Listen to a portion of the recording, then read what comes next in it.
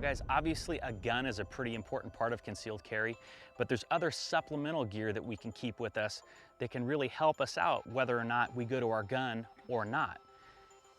Why are you holding Jim's purse? Are you kidding? Jim could never afford this purse. And I have this purse because I just wanted to show that not only do I carry my firearm in here, but a purse is a great way to carry other things like mace, a knife, extra magazines, just in case, because you never know.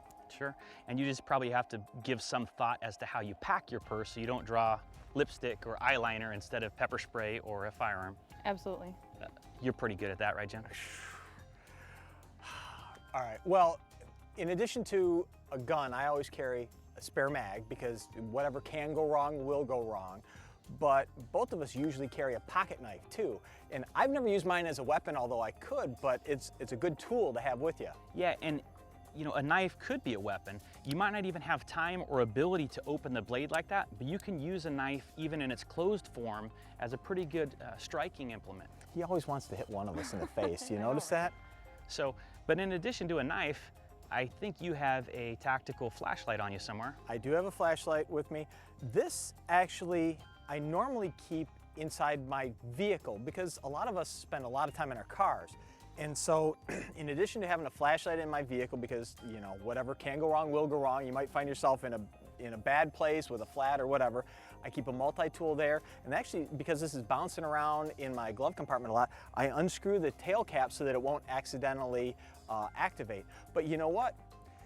These are my car keys. I got a little tiny flashlight on them just in case. I've got these on me all the time. Jim, can I see that flashlight? The nice thing about the flashlight is that it can be used as a striking implement. He just can't get through a segment without trying. But you probably deserve it. Oh, yeah, okay. But fine. you can also use it to identify a threat and to navigate so you're not tripping over things. And also if you shine it in someone's eyes, it can actually give you an edge because it's disorienting to them. So I'll give this back to you, keeping in mind that I did not strike you with it. Well, and you know, those people that don't carry a flashlight, we all have cell phones which have apps for flashlights or already flashlights in them.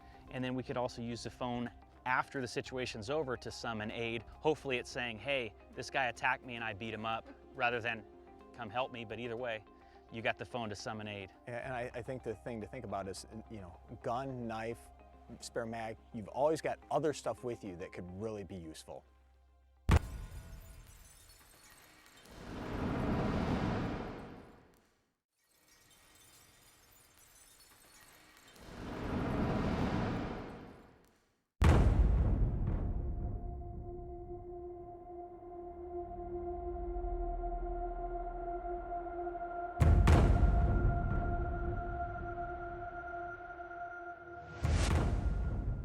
Jim, most people cite self-defense as being the primary reason for purchasing a firearm, but I think you'll agree with me that too often people assume that owning a firearm is sufficient and they don't consider how important training with a firearm is. I know here at the site you guys offer a home defense course.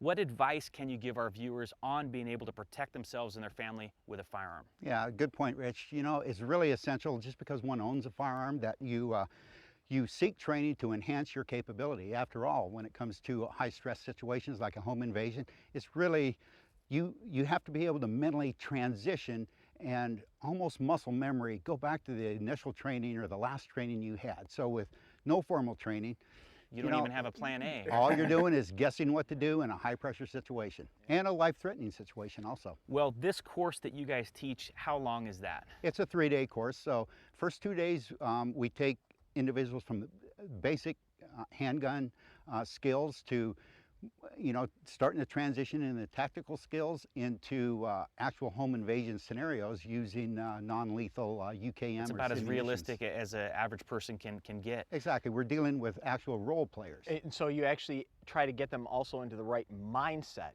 too, right? In regards to actually thinking about not just using a gun, but using a gun in that kind of stressful situation.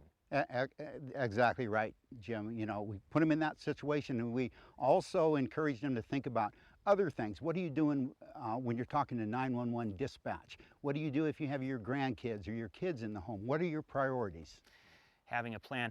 Can you condense those 24 hours of intense training into like 4.5 minutes of filming? We'll give it a shot right here, our little simulated wall here. We'll talk about a couple very basic techniques. So when we, it comes so we have a down wall to- here and like a passageway on the right. Exactly, all right? It's kind of a home scenario here. So the closer we are to an actual wall, the more exposed you are in order to gain full visibility or even partial visibility of, in this case, a simulated perpetrator. So distance favors those that are firearms trained as far as accuracy goes. So I would recommend the further back you are, the less exposed you are in order to gain visibility of this perpetrator. So let's take a couple shots and Lean out just a little lean bit. out just a little bit. Excellent. Center punched him. All right, yeah, you don't crowd cover. That's sort of one of the basic things. Is just, this gives you more room to work with too, in addition to space between you and the bad guy. Right, exactly. And it gives you a lot more mobility also. And then, you know, I'm a righty, so going around the left side of something is a lot more awkward. It's awkward, and it exposes you a little more, but sometimes it's a necessary scenario. Thanks for not embarrassing us, Jim. I appreciate it. I'll find another way to embarrass you. All right, well that's cool. Let's switch out the targets, then you can see if you can help Rich out. Okay, I think that'll be a challenge, but I think we can do it. Well, I can't say I'm surprised that I got the more difficult target. And If Jim had, you're like, going to be shooting, it's going to be more difficult. Well, guys, I'm not going to get in the middle of a domestic dispute here, but this is absolutely worst case scenario because, Rich, you know, you're not only concerned with your self-preservation, but you're now concerned with the preservation of your wife. So here's where a careful shot is absolutely essential.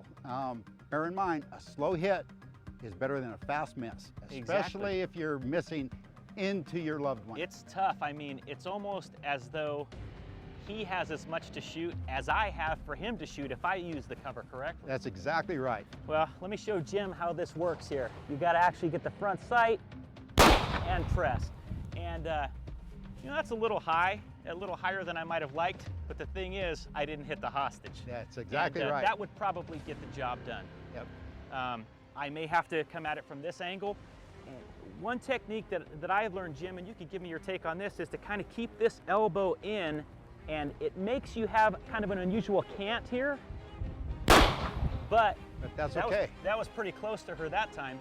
But as long as you have good front sight, good sight alignment, focus on that front sight, you're going to get your hits no matter how you're holding. That's right? exactly right. That front sight focus, absolutely essential. Regardless of the angle, it's going to put that bullet exactly where that sight is.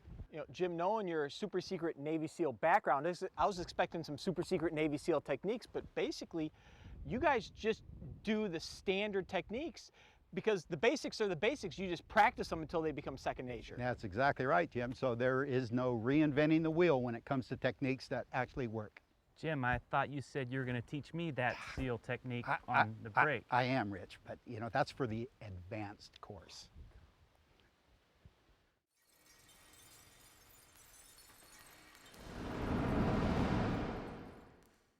Comes to you know, engaging a target, you know, down a passage. Can I start all over? You know, and that's the M4 light sling from God. Snatch. This, yes, from Snatch Sniper. That's along with Bang Bus. And then you just wiggle this lever. See if I can do this without. I practiced it. And you know what? We actually get paid for it too. That might not Maybe not. happen for long.